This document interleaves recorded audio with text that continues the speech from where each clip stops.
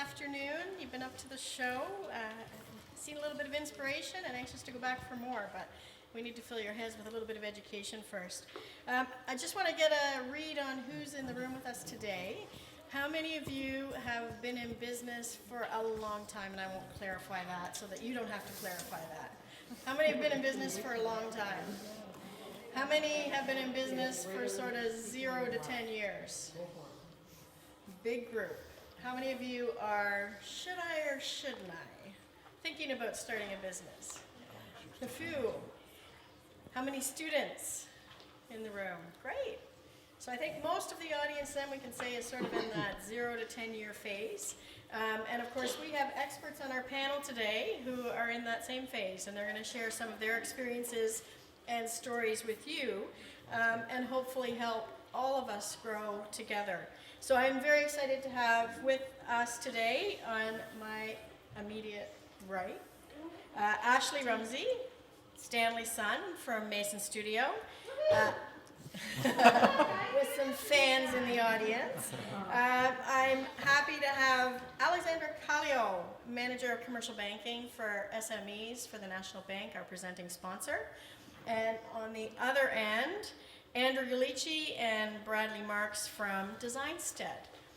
So let's jump in. And first of all, the most important thing is, how did they come together? How did they create their business? So we'll start here with Mason Studios, and I'm just going to let them introduce themselves and tell you a little bit about their story of how they came together and created Mason Studio. Who wants to go first?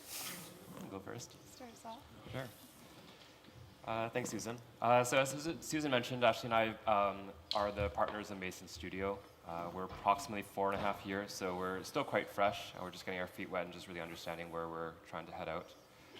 Ashley and I knew each other actually from school. I think in our first year at Ryerson, School of Interior Design, we met on one of our first projects.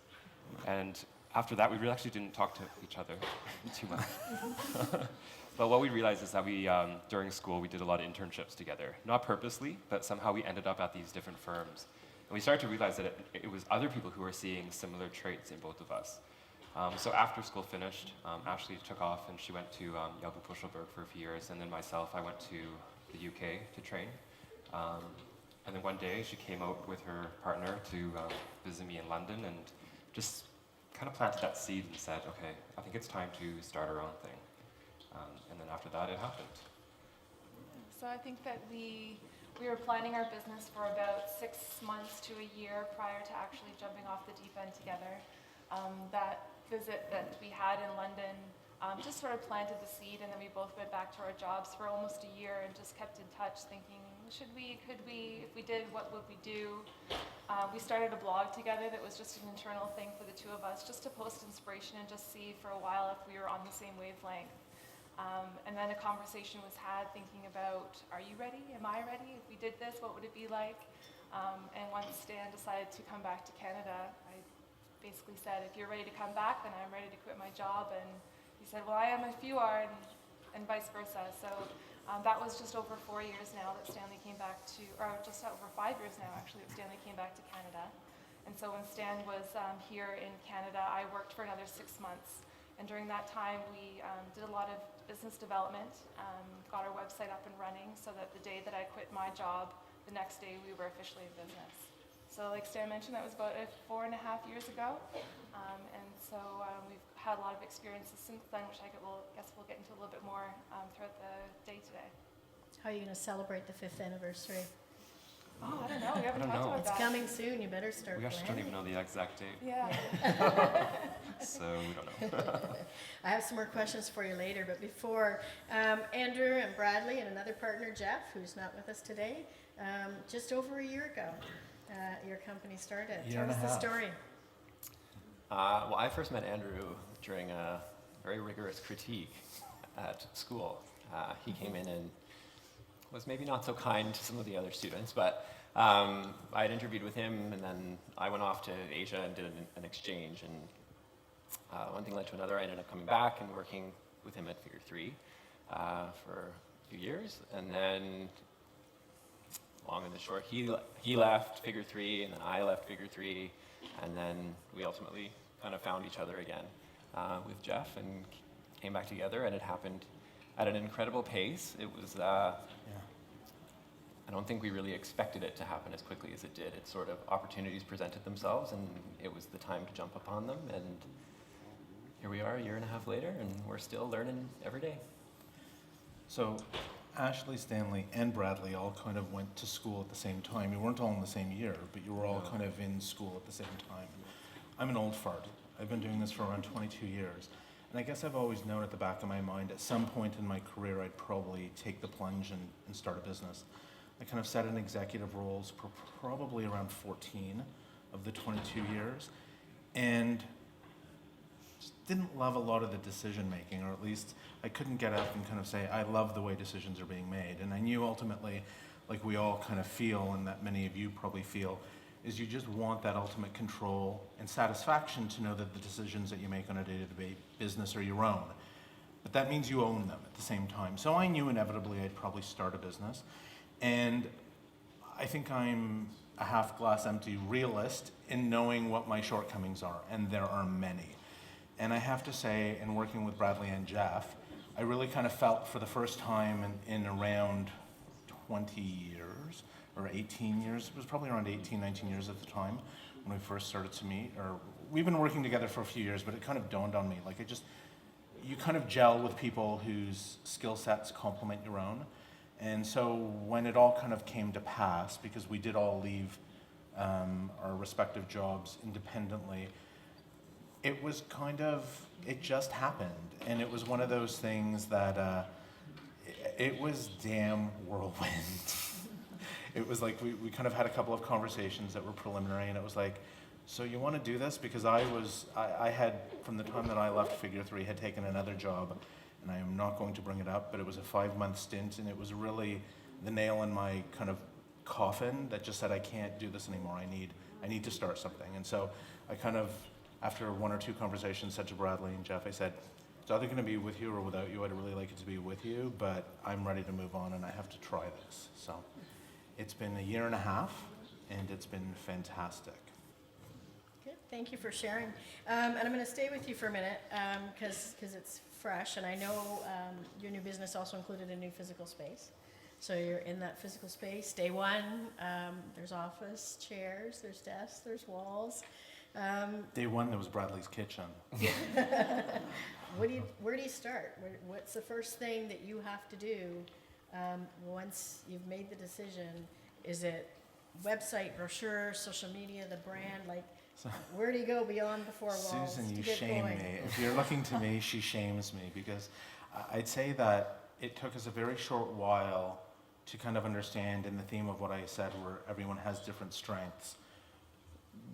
You assign each other, or as partners, you come together and you say, or at least you should say, I think, this is very subjective, but you have to take different responsibilities. You can't all do the same thing if you're going into partnership with someone. So we resolved pretty early on in our relationship what we would each be responsible for, the three of us.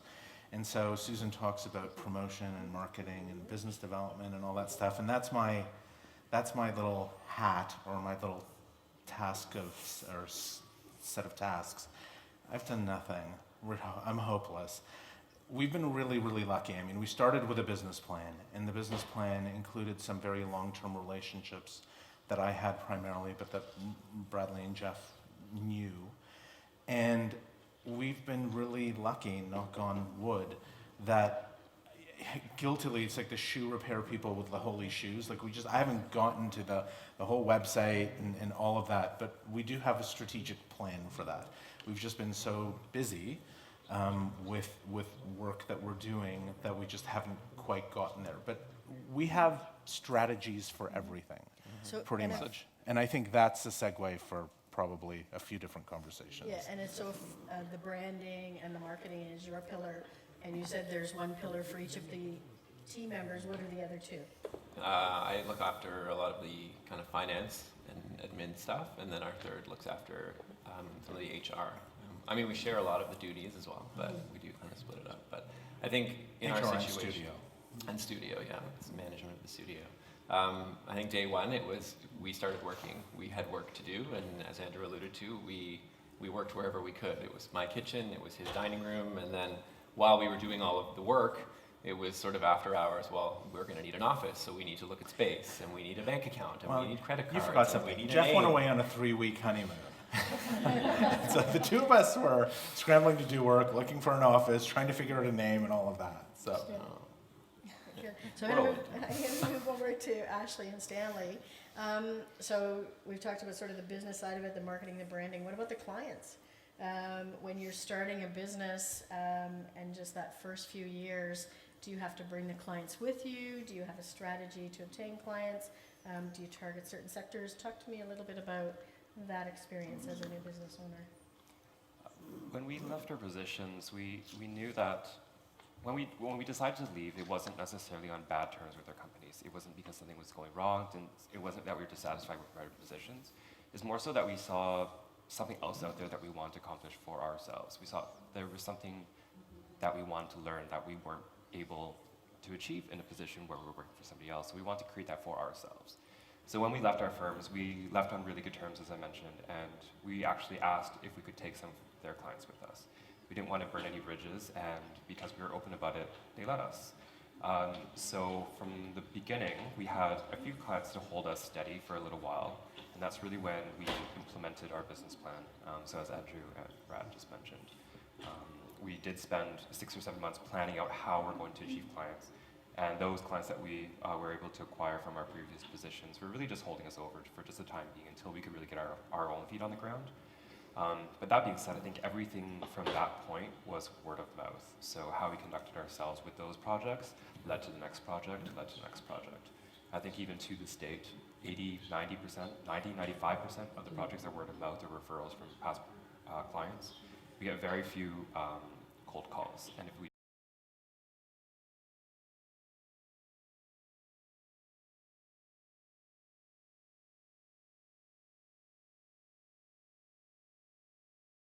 I think you have some.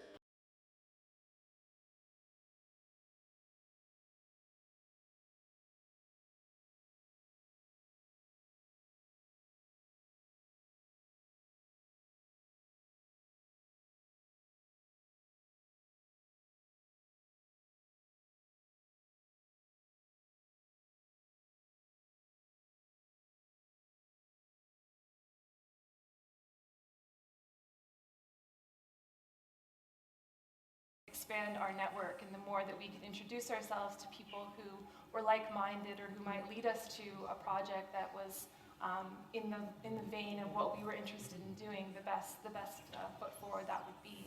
So as a marketing approach, what we decided to do was really get involved with events around the city and in the design community that showcased first what we did as designers, and then also gave us the opportunity to meet people and to have those conversations where we could explain who we are, what we want to be doing.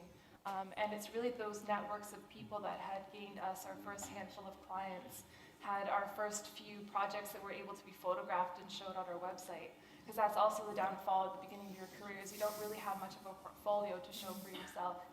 Stanley and I came from 2 very different companies, and we didn't feel as though the work that we were doing at those firms were representative of the type of work we want to be doing together. So we really took the opportunity to get involved with things like this in the interior design show, other community events around the city. We even created an own event for ourselves in the neighborhood where we first got our own studios so that we could introduce ourselves to the neighborhood, get to know the business owners, learn about other craftspeople in the neighborhood, and all those sorts of things. So it was a little bit of an investment on our part at the beginning of our career to be able to take the time to do those self-initiated projects. But we really got a couple of great photograph pieces and met a handful of, or more than a handful, abundance of people that led us to work in the future. So that was our marketing technique from the beginning. If I could interject for 1 second, because it's funny, I'm sitting here and I'm facing the screen. So for those of you who are kind of looking up at the screen, you can clearly guess whose portfolio is whose based on what Ashley just said. We had one photograph or one project that we could photograph, and it's been a challenge because we sit there, we continue to put these renderings in front of people, and they're like, well, they're great, we get it. So we have to sell them on our ability above and beyond just that, because it takes a while to get a photograph and a portfolio going. Yeah, Absolutely. So Ashley mentioned it's the investment of time and financial resources to get that marketing out there, but we think that it's proper investments into ourselves and also doing the projects that we're interested in. So it is a huge commitment. We're doing it as we speak. We're doing, we started off with interior design showing concept for a couple of years. I think it's on there somewhere. But that's really what our interest is in. So it's able to lead us to where we are now. And is that those types of works, that community building, does that lead to a different type of work that you may not have captured if you weren't in that space? Or do you think it really is matching what your design skills are and where you want it to be? Yeah. Go ahead. I think what it gave us the opportunity was to learn about the people that we're working with. I'm just trying to keep my eyes open for a project that I can talk about. Well, this one in particular, just this shot probably has about 7 or 8 different local fabricators that we got to know. And through those connections, we were able to produce this one similarly. We have maybe 4 or 5 people that we collaborated locally with. Leads to the next project. It just makes your connections easier. Not necessarily easy in the terms of just a financial gain, but it's about making your job easier, making it more exciting. The friends that we've made from these projects is spectacular. Like even here, I think there's three pieces that are done by designers in Studio North right now. So we just like to work with people who are trying to do the same thing as us. If we can support them, they can support us, and it just kind of goes both ways. So it's not only the design community in the neighborhood, but it's also on the manufacturing side too. Absolutely. Yeah, completely, that's yeah. very important. Yeah. Great. I want to bring you into the conversation, Alexandra, at this point. We've talked about the creative, the strategic, the marketing, the clients. And what about building the financial piece, starting up a new business? What advice would you have for companies that are starting off? Yeah, definitely we can hear from both of them. They've kind of said they've planned, they've put a lot of thought into their business. First and foremost is you're going to want to develop a really good business plan, and you want a strategic vision, because based on that, then you can go to see first your accountant, because your accountant can definitely help you build your strategic vision, build your projections, build your business plan, which ultimately you'll want to bring to your banker. You want to have a really good relationship with your accountant and your banker. Explain your business to your banker. Explain if you're going to be importing, if you're going to be exporting, how you're going to generate the cash flow, where you're going to get your clients from. Bankers have a lot of resources that they can help you with, a lot of products that they can help you with that you might not know. When you're planning and you're thinking about your business and you're developing that business plan, think about the terms you want to sell, you want to create with your clients. When you're selling to your clients, are you going to make them pay cash on demand? Are you going to extend to them 30 days, 60 days, 90 terms? Because that will really, really affect your cash flow of your business. And in those first few months, years, you really want to monitor your cash flow, make sure your cash is there, as cash is king. You can have all the sales you want, but if you don't have the cash in your business could ultimately fail. Again, make sure your payables, you can negotiate terms with your suppliers. Try and push those payables. Sometimes they might give you a discount if you pay net 15 days, 30 days. Try and push your payables as far back as you can, because that will keep cash in your account until your clients pay you. So again, there's a lot of different strategic avenues, strategic planning that both companies up here have mentioned. Really take the time to think about it, work with a really, really good accountant, and go and speak to your banker and ask them how they can help you, whether it's with a line of credit just for your receivables and your inventory, or if you need a term loan more for equipment purchases, or if you're looking to purchase a space. Again, make sure it fits within your business plan, and just know that banks are going to be looking at this business plan. Think of a third rule. A third of it should come from your clients in terms of revenue, a third of it the bank will put in, and then a third of it they want to see that you've invested personal funds or personal time as well. So always think of it as a third, a third, a third. That's very helpful. And then Thank I you. have a horrible thing to say. So we have a saying at the office, and this was like lessons learned within like our first week. Shit's expensive. It's just, you think you plan for it, you think and then it just, you have to, like that contingency, have it ready. Because you're surprised as you go. You think you really have a grasp of everything, but there are always surprises around the corner and hidden costs, and software adds up to more than you know, and then you need your IT person, and so being financially responsible is a really good thing. And that's where you can talk to your banker or your accountant as well. Bankers have access to a lot of information. They can search a lot of industry trends, So can your accountant, but again, bankers will see certain different types of industries. They will see clients that are in the same type of industry as you are. So they can help you with those small little, you know, if you might not have thought of this, or you might not have thought of inventory costing this, or you might not have thought of, oh, I have to bring in equipment. How much is it going to cost me? Am I going to import it? Am I going to get it domestic?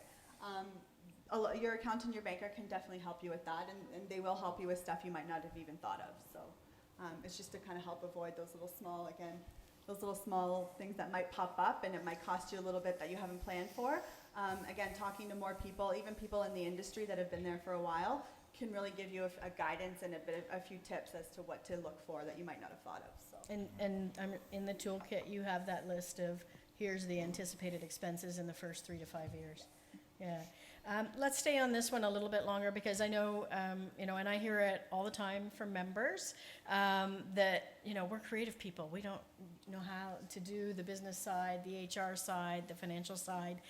In your teams, 3 for you, 2 for you, is it one person is creative, one person is the business manager? How do you see, either now or in the future, dividing those 2 responsibilities out?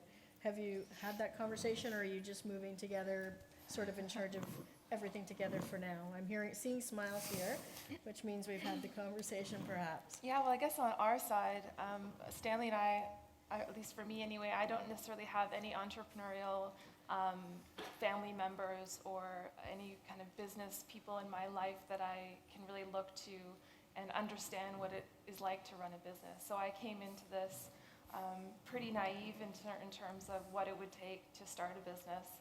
And I think in some respects being a little bit naive was maybe a good thing, because if I think I knew what I know now, I probably would have been more scared about what we were getting into. And I think you're probably similar, right? I guess you have some family members who are a little bit more supportive. But I think when it comes to running a business, Stanley and I both came into it knowing that there's a lot that we were going to have to learn, and we just knew that getting books, asking everybody we knew for advice, aligning ourselves with people that we could trust to give us sound advice was the most important thing, and really just focusing on knowing that we were going to have to learn a lot. We're going to have to learn how to run our business. So I think, sorry, I'm going to cut you off. Oh, no, go ahead. I think similar to what you were saying, we've decided certain roles that we would take, not necessarily because we want to divide the jobs, but it's just easier to only have to worry about certain things rather than having to worry about every single facet of the company. So in our respect, Stanley has been mostly focused on the financial side of things, while I've been dealing a little bit more with marketing and client management is how we've divided it. Mm-hmm. In terms of creative, I think we get that question quite often, is who's the creative director? Both of us, I think. We came into this together, and it's our child, essentially, and it's our vision. So I think it's important for both of us to have that say into it. We both feel invested into this company, so we both have to be able to be proud of the projects that we're working on. But that being said, I think one of the things that we want to point out was the term of creative is, it's always that we're responding to a particular project. It's not necessarily that we're just kind of flying off deep end and just being a little bit irrational about our decisions because we're trying to create these brand new innovative solutions. It is not. It's just really responding to what our business or what our clients require. And it's really just about that discussion that we have internally that creates those decisions. So it's not necessarily a creative process. It's just really about a rational process that we go through to create those designs. I noticed there was a hand up earlier, so we're going to do questions at the end, if that's okay with everybody. We'll make sure we leave some time for questions. To the other side of the table. So what does a management meeting look like? How often do we have management meetings, and what do they look like? Officially, we have them every other week. Is there wine? There's sometimes beer. Officially every other week, but I find we do a lot of emailing or texting or on the fly sort of. We don't have a closed meeting room, so when the staff members go for lunch or step out to the washroom, it's kind of like, okay, we have to talk about this, we have to decide this, and then they'll come back and we all sort of sit as if it's not happened. Or alternatively, we have our bi-weekly Monday lunches, and the three of us just get up and out the door and come back an hour and a half, 2 hours later. So we know where they were. I think, at least where we are as well, we have sort of our roles, and we but it's not like that's the only thing that you're doing, and we certainly there's crossover in each of what we're doing. And the way that we kind of do the creative stuff is together. We charrette a lot of the stuff in our office because we like to get input, and then we bring kind of everyone into that, which I think helps make people who are working with us feel a part of it as well, and invest them into how we're doing that. So that's at least how we try to structure. And I think we've managed a lot of the business aspects or the administrative aspects of our business as well in similar fashion. So just because Bradley, and I'll use air quotes, owns finance and kind of that reporting structure, and me BD, we don't work in isolation, but I think we're incredibly lucky, and I think you probably are as well, and you can attest to this, that when you click, like, you just put your trust out there. You have to. Like, you can't micromanage one another. You can't overstep bounds. We're each responsible, and you just, I implicitly put my trust in Jeff and Brad on a daily basis to just do what they have to do. And when the time is right to sit down and discuss those decisions or make them together, because they kind of stretch beyond one of our own remits, then we just do that. And I think we've just been really lucky, because I think we went into this, I don't think you said this, but we went into our business knowing there were huge cost implications, but we were lucky enough to be able to do so, to set up our business from day one as a best practice. Like, we've worked at smart, intelligent places and witnessed some best practice, and some others not so much. But, and I don't mean that as a slight, but you just, again, as part of that decision-making process to say, we're gonna try this on our own, it was like, we want this to be a best practice from day one, because we wanted our staff, the moment we hired, I mean, we started September 24th of 13, and our first hire happened in November, as per business plan. Our business plan, It's played out actually. it's remarkably fascinating, to kind of create something, and we've lived really tightly to it, especially from a staffing perspective. We kind of projected what work we thought we would have, and we kind of said we'd be at 6, and we're at 6 people, and we were pretty much in alignment to the business plan. But we've made those decisions, and you kind of live by them, and you just follow it through. And it was just, we knew that when we were hiring people, we wanted them to happily come to an office where they felt that they were being treated fairly and paid fairly and all of that. And that is all part of your business plan. Those are all decisions. I know you're going to talk about HR and stuff, but those are all things you have to pre-plan for. Like, you have to. So Ashley and Stanley, a little bit longer in the business. So on the people side, on the team side, and to Andrew's point, those decisions, and are we ready to take on another staff member, keeping to the business plan, the financial plan? What is it like to build a team, and to over time, and to know when to add, how to add, and build that team? It's a hard decision. We're a team of 9 now. There's some part-time and full-time, so it's a team of 9. The first time we hired our first full-time employee was the most difficult decision, because you're essentially, as you're mentioning, you have to trust them. You're not hiring them just to look over their shoulder. You want them to do your work and assist you. So that was a really hard decision. That was the one thing in our business plan. We completely agree with Andrew in terms of the business plan. We wrote it out and we followed it. Nothing was irrational decision. It was all planned, and why we did what we did was all put out on paper. The one thing that wasn't necessarily planned to the way that we expected was our growth, and in hiring staff. And this is one area which has actually exceeded our expectations. So we're actually kind of backtracking a little bit, trying to understand what happened, and now how we kind of keep up with our targets and our goals. You want to extend on that? Yeah, I think as business owners, when it was just the two of us, it was really easy for us to just intuitively understand each other and intuitively know what we wanted to do with our business. I think the first 2 years of our career as Mason, it was just Stanley and I, so we were able to kind of figure out how we were working and what we wanted to do together. And then when we bring team members on board, it completely changes things, because they can't read our minds like we can read each other's minds. So those first 2 years of working together was sort of research on our part to be able to really understand who we wanted Mason to be. And now it's our task, as we have 5 other people in the studio working with us, to be able to communicate that to them. So now as managers, we're having to put down to paper what does Mason Studio stand for, so that they can work effectively and efficiently within those guidelines and principles that we feel Mason should be. And that's a difficult task to put to paper, who Mason Studio is and how we want to portray ourselves to our community, to our clients, and how we want our work to show at the end of the day.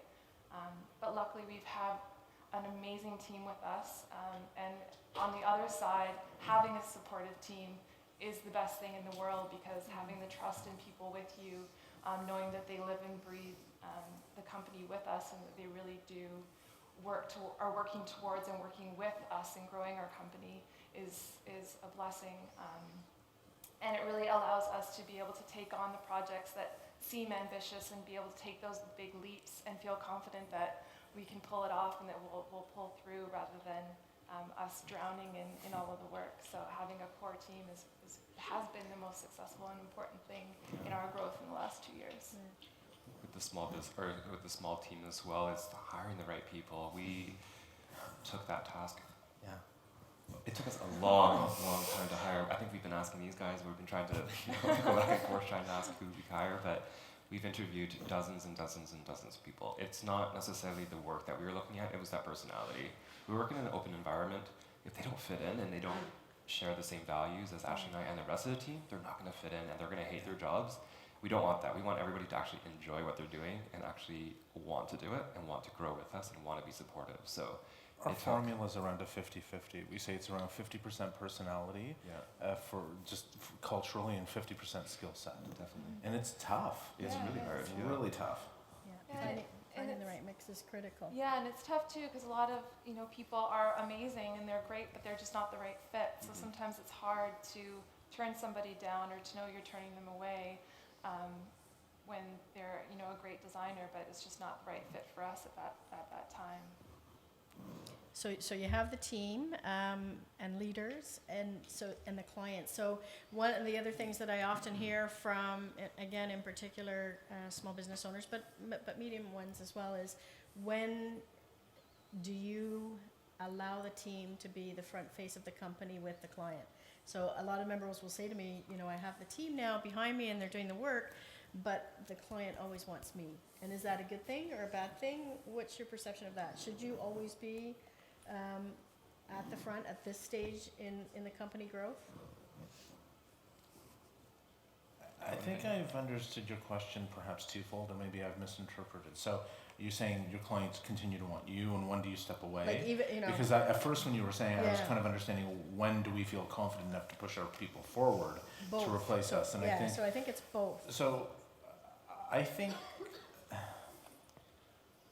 Oh God. Okay. So I guess I've had a personal motto by which I've worked for 15 to 20 years, and Bradley is probably a first-hand experiencer of that. Because at one point, it's not that Bradley reported to me, but I kind of managed him, and we worked on clients together, clients that I helped land in a former life. And I've always had a personal motto that you can't smother people. You have to let them grow, but you as a manager have to keep on top of people to know when A, they're doing what they need to do, that they're growing, that they're feeling challenged, but they're capable of doing what they have to do, because that's when your clients stay happy. And I think the three of us have been really good at understanding when to allow our staff to just do what they have to do with our clients, which frees up the time for us to do the things we have to do to manage our day-to-day business. And, there's a balance in there. I don't know that there's a formula or there's a right and wrong way to know. I think, it's how you manage yourself as well, and how you know how to prioritize within a day, within a month, within a year, all the tasks you have as a business owner or manager, and as a client-facing studio kind of person. And it's like we each wear two hats, if not more. There are multiple hats. And finding that balance is of critical importance, but it's there are some people who clearly just don't do that well. It's And I knowing think when they're ready to do so. At least I think we will let people spread their wings and grow, and I mean that's how I was able to do that. It's like I sort of took it on as much as I could when I was coming up, and now seeing it from the other side, and when someone is composing themselves in a certain way or carrying themselves in a certain way, and they're ready for it, and you kind of have that, and if you have that trust in them, then you let them go and you let them do it. And I think when we have that free time and when you see that your kids and your staff are able to do that, then, we have the wherewithal, we have the accountability to one another to know, well, okay, shit, then I've got to get onto that marketing part of my job because we've got to go out there and get work to make sure that we all continue to be busy. So it's kind of a self-realizing prophecy, but I think it was born just of being a staff person first for many years and being managed and understanding how I wanted to manage, and then how we do manage today and how, Any further thoughts? Well, I think, as I mentioned earlier, one of the reasons why both Ashley and I left our positions is that we felt that there was more challenge out there. So what we're trying to do with our team is similar to Brad and Andrew, where we see what the potential is, but we also want to challenge them. One of the reasons why we hired our team is because we saw that they were really challenging themselves in their current position, and we thought that they could bring that to our table as well. So if we see somebody's almost capable of it, they've never done it, and we think it's kind of out of the league, but they can probably reach it, we'll just throw it at them. Because they will hit it, they'll get it. I think they have that personality, they'll be able to do it. So we try to challenge them, and it frees up our time, and it gives them a sense of pride as well that they were able to do something that they've never been able to do before. So we don't want them to become complacent. We don't want them to just do the same thing every day. So if it's a challenge for Ashley and I, we run for it and dive at it, but we want them to do the same. So we just kind of throw things at them that might slightly be out of their capabilities. Right. Let's move on to fees for a second, and the whole business of charging clients for your worth and your value. And we just finished roundtables from the association, and we know that's number one challenge is, what is the value of an interior designer and how do you get paid for the work that you do? As a business owner, setting fees, setting strategy, market demand, as a startup in particular, is there an entry level rate? How did you have that conversation internally, Andrew and Bradley, to get yourself up and running and get going? I think we sort of had a historical reference based. I mean, Andrew, as he mentioned, had worked in executive roles, so he was more exposed to some of that. As I was working in various places, I had some exposure to it. So you do start to understand, okay, well, this is what others are charging and what clients are paying. It often varies also on the type of client that you're working with, because their budgets may shift. If you're working with sort of a mom and pop shop versus a big corporation, then there's different tolerances for fees and whatnot. I think a part of it also is how badly you want the business, and you make the decision to invest in that because it's going to give you further opportunities. So it may not be the largest fee that you're going to get for doing that project, but you're going to get great exposure, or it's a project that you're hoping to get more of, so you will then get published or have photography that you can take to new clients of that nature to try and get that kind of work. So we talked about it at the start, which is very important, the photography, right? So there's no set way. Every single project, we have to devise a method to best suit that project, that timeline, the context, whatever the case is. So it's really difficult. It really is difficult. The one thing that we've noted now, and I think it's probably something that we really value, is that we do not devalue our services. If we think that this is what we need and we deserve, we will not budge. We're not trying to be difficult, by any means. Like, we're trying to be accommodating, but we know what we're worth and we know what our work can provide that business, and they just have to understand that. And if they don't accept that from us, then they're not the right client for us, because they don't share the same values of us. And I think one thing that we've always talked about too is when we're negotiating a contract, there's usually a level that we say that we're willing to go to. And if we decide to accept anything lower than that, then we always say we're going to hate working on this project. Every time we get an email or go to a site meeting, we're feeling like we're wasting our time and not making any money off of it. And that's no way, and that's no attitude to approach a client or to have against a project. And so we probably wouldn't do the best job on that project because we wouldn't feel as proud of it or feel like we can put the resources in our studio towards it. So very similarly, that's another attitude that we always take, is once we send a benchmark for ourselves, we just can't go below that, because then it's just, we're not adding value to the work anymore.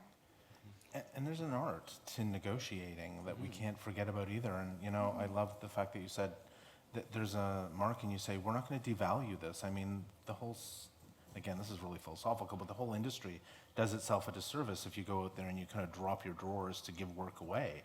Right. You know, we had a client who came on referral who, you know, it's a store we really, really want to do, and we're starting it next week, but we had 3 rounds of negotiation, and finally it was just like, you know, I get called back to another meeting, and it's like, we got to talk about the fee once more, and I'm like, no, we're done.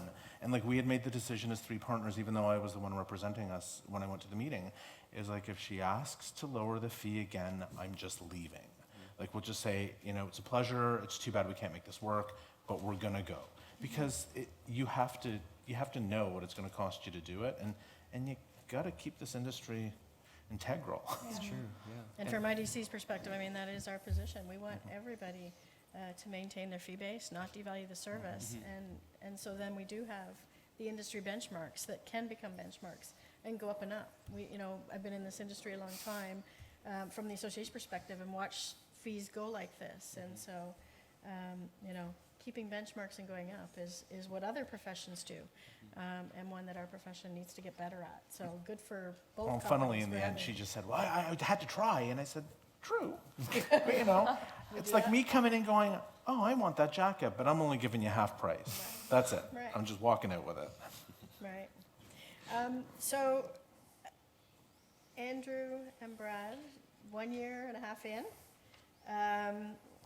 We've had lots of great conversations today. Thank you very much for all your insight. Start over again.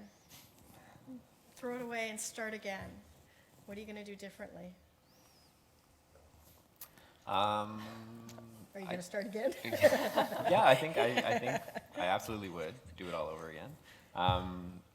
There's been a few sort of moments where you're like, oh, okay. I think the biggest one was probably when we rented our space, and we were like, okay, it's 1,300 square feet, and then we'd put it into CAD, you know, to plan it all out, and you did a P line, and you're like, it's 800 square feet. Oh, and understanding sort of the markup on renting a space. So that was a big one for us. When we went back to the agent, it was kind of like, well, what is this? You know, like, explain this to us. And How could the gross up be that high? so, yeah, apparently the shower So is you- an so you look expensive thing to have, like, in the building that we don't even use, but it's there, so we Yeah. pay for it at some point in our lease.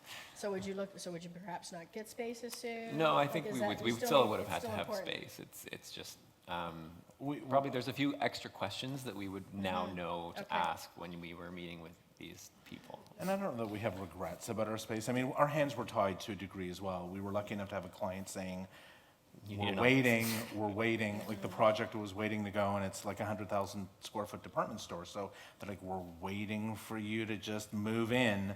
And, you know, sure enough, we had to immobilize. So we immobilized into an office in 2.5 weeks or something. So we needed to find a space that was built out. We had to get some IKEA cabinets and some desks, and that was it. But it was, I think the space one truly, because we did go into this eyes wide open. I'd say the two things were the real estate cost, the rent with that gross up specifically was a big sticker shock after the fact. It was like, damn it, we should have asked more questions. But every place we saw required like a month of build out, and it just wasn't real for us. And the second for us was some of the software costs. You know, we carried them, we'd budgeted, we'd spoken to people, we thought we had all the answers, but software in and of itself, Jesus. Yeah. But I truthfully, I don't know that we had other huge surprises. You know, HR is a reality, and it's just HR, and I don't mean this in a bad way, but really consumes a big chunk of time for everyone. That perfect balance of the right people in the right office and the right attitude. Everyone has needs, and so it consumes a lot of our time Right. all the time. But other lessons learned or regrets, or I can't say there have been any. We've been really, really lucky. That's We have great. great people. Good. Congratulations. On this side, so 5 years in, coming up to, so you've learned your lessons. When's the you- party? Yeah, you guys You've- are invited. And I suspect by now you've got some, really good business processes in place. So give us the 5-year analysis. What do you look at this point? That's hard. Can't believe it. Yeah. I guess it's the goal planning. Ashley and I just had our 5-year goal planning session, and I think the one thing that we really valued when we first started was making those goals. And those goals we stood by every day. It was like, was this telephone call that we were making actually accomplishing this goal? And we were so happy that we accomplished everything that we set out to do. And that was in 4 years or whatever it was. We were ahead of schedule, and we were so proud of that. And I think we wouldn't have been able to achieve that if we didn't actually know what we were going for. So we set our next set of goals just a couple weeks ago now for the next 5 years, 10 years. So that's probably the biggest thing that we've learned, and the biggest thing that's carried us through for the last couple of years is knowing what we're actually trying to do here. Yeah. I think we always struggle, or at least I personally always struggle with having things to measure something against. Because we are in an industry that's so up in the air in terms of what we do and how we do it. So like Stan mentioned, setting goals for yourself. You know, if you get a new job, you don't know whether it's a great job or a bad one, or making you money or not going to make you money, unless you do the research and set the metrics for yourself to know if that's been a good decision. So if we set that goal, say we want a certain square foot project by this certain date, and we get it, then we have something to celebrate, and then we have something to be happy about, rather than getting a project and then knowing if that was a good thing or a bad thing. So I think that's kind of similar set of principles for the way that we run our studio now. Is we're looking a little bit more at time management in the studio, setting metrics in place in the way that we track our time, and project management, so that we know if we're actually working efficiently. Because now that we have a larger team, we have the onus of being able to carry them and being able to match their progress and understand their growth. So setting those parameters and metrics in our studio on an ongoing thing is a new challenge for us that we're learning what to do. Yeah, I think this is a strong value that we actually didn't realize was common between Ashley and I, and as we mentioned, we're trying to instill our thought process to some of our team as well. So goal setting, as we just mentioned, is really important, and today we asked our team to submit their own goals. So it's not necessarily work goals, it's not learn CAD 2015 or whatever it is, but it's what do they want to accomplish in their personal sense, and what can we do at work to help them do that. And we feel that if they're able to have these goals in their personal life that work can help accomplish, will just make it that much more important to them, and for them to know that we're trying to support them in every respect. So that's what we've achieved from that, and we're hoping that providing them as well will give them the same inspiration or the same drive to move forward. So we'll tell you in a year how that goes. We'll come back and check in. Alexandra, listening to both of these stories, financing aside, just from a business advisor perspective, if they were sitting down with a business advisor now with some of their challenges, some of the things they're looking at, what sort of be the top 2-3 tips? Yeah. So I think, first of all, they've kind of mentioned both of it. Externally, surround yourself with people you trust. Find a really, really good accountant. Find a lawyer. Lawyer can set up shareholder agreements. They can help you review the leases. They can help you with certain questions if you're going into a new space, or if you have to negotiate a contract, or if the client's trying to dispute a contract. Your lawyers can help you with that. And then again, find a banker. Any banker, as long as you trust the banker. Like I mentioned earlier, they have a lot of resources. They can help you with a lot of things. There's a lot of products out there that they can help you with, as long as you know your business and you know your vision and you know your strategy and where you want to go. You've heard both of them say they've planned, they have their goals, they know what they're going to do. Your vision may change year after year, or you might gain a few more contracts that you unexpectedly just happen to come upon. But again, your vision and your budget should always be moving. Internally, you kind of heard it again, they've divided their roles into kind of, okay, you're going to look after finances, you're going to look after the marketing. Find somebody that's really good internally to stay on top of your finances specifically, and that can work really well with your accountant. You want to know where the cash is. You want to know who's paying when. You want to know what clients, what jobs you have coming up. Because once you know what jobs are coming up, you can kind of maybe plan for that next few. Oh, we need a bit more office space, we need more furniture, or we need to order a bit of equipment for this new job. It really helps you stay on top of what's coming up. So if you can keep your internal data up to date, it's really, really useful information for you. And as well, if you do end up going to a bank to apply for a loan, you will have that internal information that they can base it upon as well. So really just keep following your business plan, stay up to date. It will amend here and there, but if you surround yourself with really, really good expertise, you will have a better head start than a lot of the other companies. So. Great. Thank you very much. Any questions in the audience? Can I ask a question just before you turn You it over? may Because ask I'm a question. fascinated. So Alexandra, from your perspective as a company, I mean, our banker, and I'll be truthful, our banker is there, but in the background. And maybe that's in part because we've just had a really successful first year, so there hasn't been a lot of interplay. But do you have recommendations on how often to check back with, like, so does our line of, like, we've been lucky, we have a line of credit, we never have to tap into it, we've got, credit cards, but should we do annual reviews with our banker? And Yeah. So specifically, we will go out and see our clients at least once a year, and we do check in on clients quarterly. We'll do reviews, even if you aren't borrowing any funds. We will make sure that if you're importing or you're cash, say you're building up a cash reserve, well, maybe there might be a better option for you to say maybe put it into something where you can get a bit of interest for it for the next project, or you can save because everybody has to pay taxes, so you have to save to pay the government. There's different advices, and we like to have even quarterly touch bases with our clients. You should be meeting with them at least once a year to see what's going on, to see if there's any way they can help you. What you thought you might have been doing a year ago could completely change. So it's always good to have that up-to-date conversation with your banker. And again, as well with your lawyer or your accountant, I mean, just because they can help you move in that direction. Accountants do have a lot of contacts with banks as well. Yeah. So if your banker's not working for you, maybe they might have a recommendation. Oh, this one's really good with foreign exchange because they're importing. This one's really good with cash management. This one's good with this. So you should sit down with your banker because they do have a lot of resources that I don't think everybody is aware of. And we can pull a lot of industry trends as well from the government, so we can help you. Absolutely. Great. Thank you very much. Any questions from the audience for our panelists? Yes? I have a question for Alexandra. I'm a sole proprietor, and I was looking at engaging BDC.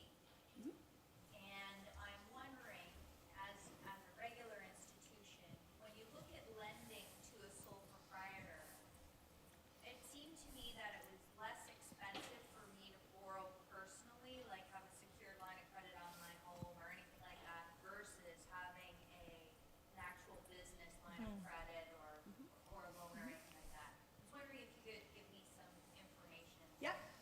So if you are borrowing personally as a sole proprietor, all the liability falls on you personally. So if anything happens in the business, if anything should go wrong and you're putting your house on the line or anything on the line, that anybody can come after you personally. If you incorporate, you create a business and you're borrowing in that business, it's just the business that's held liable. So they can't come after you personally, so it kind of protects your personal assets, your family. If you have kids, your husband, whatever, it will protect them if anything should happen. Again, if it's in the business, it's just going to look at the business financials. If you're a sole proprietor, they're going to make sure that if you're borrowing for the business, that you can still pay all your personal debts and you can still afford to pay the business debt as well now. Again, if you incorporate, we're just looking at the projections, the business financials, the business cash flow, which may or may not be easier for you to get a loan. We do partner with BDC. BDC typically only offers term loans. So if you're looking for a structured repayment plan, they will have term loans for you. If you want more flexibility, say for inventory, accounts receivables, an operating line might be more of a better use for you. And banks will offer an operating line for you. So it depends where you want that liability to fall. And it is a bit more expensive to incorporate. You do have to pay an incorporation fee. You will have to file corporate taxes. But again, filing those corporate taxes, there's a lot of stuff your accountant can do. If you keep the cash in the business, you won't be paying it on your personal side as well. So there's a few advantages and disadvantages for each. If you're, say, starting out and you're small, you're not going to be generating much revenue in the first couple of years, you could probably stay a sole proprietor and get away with it. But the more you start charging and the higher you start earning, it might be worth it to incorporate. Just with the tax savings and the liability, it will be pulled off you personally. So. Thank you. Any other questions? So I don't see any questions. What I'd like to do to wrap up today is thank our panelists. And before I do that individually, I quite intentionally left their official bios and resumes to the end. because I wanted you to know how they got to who they are. So, DesignStead was founded in September 2013 by Andrew Galici, Bradley Marks, and Jeff Wortley, who previously worked together at another design practice. Their varied backgrounds provide a strong balance to their practice. Each brings a unique perspective to their collaborative process. Their studio has grown to 6 talented crew and counting. They currently focus on the retail and residential sectors. They love design, love to challenge, and to explore new territories. They work hard, play hard, and love to have fun. People seek authentic and meaningful experiences. DesignStead focuses on creating intelligently designed spaces that have profound impact in the engagement of people. This is not their first rodeo.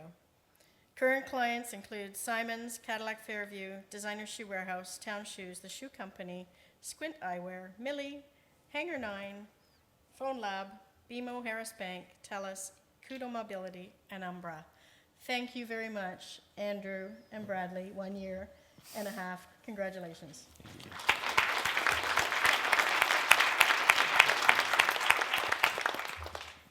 Mason Studio is an award-winning team of creative design professionals harnessing the power of a disciplinary hybrid to create designs that generate compelling and engaging interior experiences. Their portfolio of work is vast and broad, extending to almost every continent. They've developed design solutions for hotels, condominiums, retail shops, exhibitions, restaurants, commercial offices, private residences, and experimental concept spaces. In 2014, last year, Mason Studio was voted by Now Magazine as Toronto's best design firm and selected as Canada's emerging interior design firm by the Design Exchange. Mason Studio has been featured in publications including Azure, Monocle, Metropolis, and Objet. Thank you very much, Stanley and Ashley, and congratulations on your awards.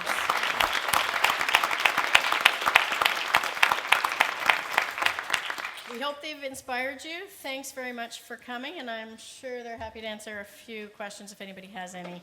And enjoy the show. Thanks, everyone. Thank you.